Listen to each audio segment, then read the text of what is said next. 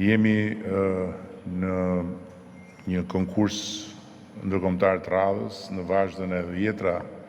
konkurseve të tilla të cilat janë shëmbëltyrë e ambicjes tonë për Shqipërinë dhe prej cilave lindin mundësira të jashtëzakonshme për zhvillime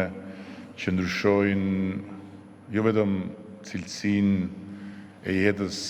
atyre që pastaj bëhen përdorusit e asaj që ndërtohet. Është një universitet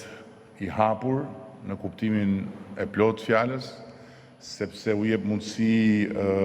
të gjithë atyre që janë përkushtuar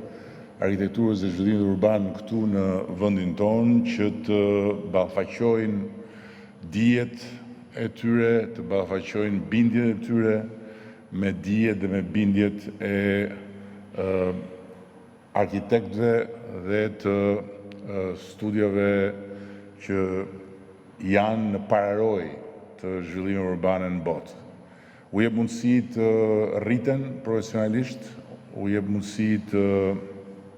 mësojnë duke bërë punën dhe jo thjesht